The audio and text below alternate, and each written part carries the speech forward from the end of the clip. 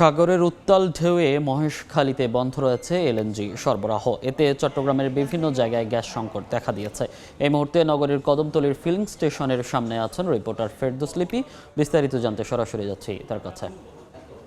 লিপি, গ্যাস সংকটের কারণে চট্টগ্রাম নগরের অধিকাংশ সিএনজি যে ফিলিং স্টেশনগুলো আছে সেখানে সরবরাহ বন্ধ আছে। আমরা এই মুহূর্তে যে ফিলিং স্টেশনে আছি সেখানেও দেখছেন যে কর্মচারীরা সব কিছু বন্ধ করে বসে আছেন এবং তারা যতটুকু বলছেন মূলত গতকাল রাত থেকে গ্যাসের চাপ কমতে থাকে, ফলে দেখা গেছে যে অনেক যানবাহনের সারি ছিল গ্যাস না থাকার কারণে আজকে সকাল থেকে তারা অলস বসে আছে। আর কিছু কিছু সিএনজি স্টেশন খোলা, কিন্তু সেখানেও আমরা দেখেছি যে যানবাহনের দীর্ঘ সারি, গ্যাসের চাপ কম থাকায় যানবাহনে যে পর্যাপ্ত গ্যাস প্রয়োজন সেই গ্যাসগুলো তারা পাচ্ছে না। তবে তারা বলতে পারছেন না যে কখন আসলে এই যে গ্যাস সংকট সেটা কাটবে। ইতিমধ্যে আমরা কর্ণফুলী ডিস্ট্রিবিউশনের সাথে কথা বলেছি, তারা যেটি বলছেন যে মহেশখালীতে এলএনজি যেই স্টেশন আছে সেখানে সাগর উত্তাল থাকার কারণে নোঙর করতে না পারার জাহাজের সেই কারণেই আসলে গ্যাসের যে সরবরাহ সংকট সেটা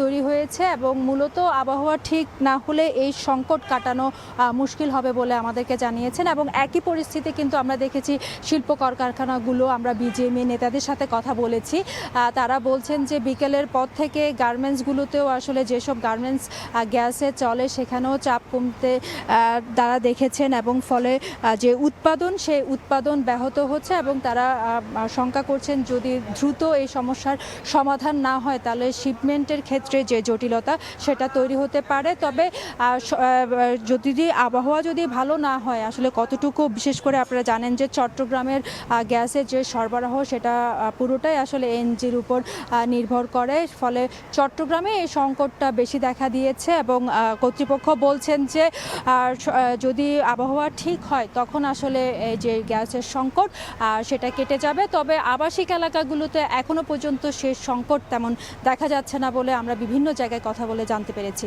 তো এই ছিল আমার কাছে চট্টগ্রাম থেকে এখনো পর্যন্ত সর্বশেষ। সরাসরি যুক্ত ছিলাম চট্টগ্রাম থেকে।